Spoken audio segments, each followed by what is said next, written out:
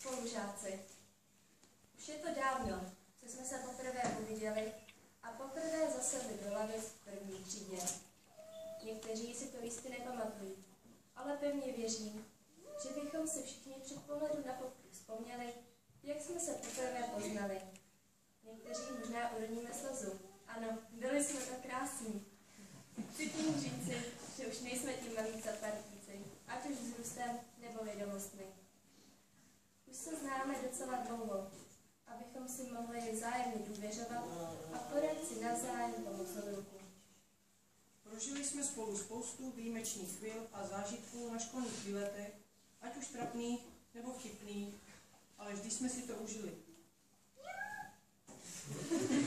Snadní páni učitelé. V průběhu 9 let se náš kolektiv trochu pozměnil. Někteří odešli a někteří zase přišli. Je neuvěřitelné, jak se snížil náš počet žáků ve třídě. V první třídě nás bylo asi 18 a nyní nás je pouze 13. Má to ovšem své výhody, ale naopak i nevýhody. Za celou třídu bych chtěla poděkovat všem učitelům, také panu školníkovi, uklizečkám a kupačkám. Samozřejmě i rodičům, kteří nás podporovali a věřili v nás. Děkujeme i paní ředitelce Velichové a paní zástupkyni Hlaváčkové, která s námi tento rok také odchází a přejeme jí, aby se jí nadále dařilo a aby na nás vzpomínala pouze dobré, protože na ní dobré vzpomínat budeme. Díky patří i paní učitelce Markétě Lanerové, která nás s úsměvem uvítala v prvním školním roce a jako první nás učila číst, psát a počítat. Od druhé třídy se nás ujala paní učitelka Martina Antonínová, dnes již Martina Holtmanová, která nás učila a byla naší třídní do 5. třídy. Chtěli bychom jí poděkovat za to, že s námi měla trpělivost a mnohdy i slitování. Největší díky patří paní učitelce Janě Styskalové, která nás učila na 2. stupni český jazyk a občanskou výchovu.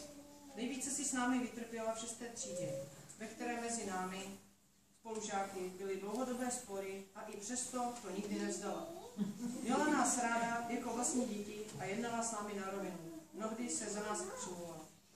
Necháváme na této škole kus našeho života a bereme si sebou vzpomínky, které jsme tu prožili. I když byly některé špatné, časem vymizí a dobré nám zůstanou. Ještě jednou všem moc krát děkujeme. Věřte nám, ještě na začátku školního roku jsme si říkali, ať už jsme pryč. A nyní bychom rádi zůstali. Tento školní rok byl velice rychle a my zjišťujeme, že se už v plném počtu možná nikdy neuvidíme. Na závěr vám přeji jen spoustu štěstí a co nejvíce šťastných a nezapomenutelných chvíl, které na vás čekají.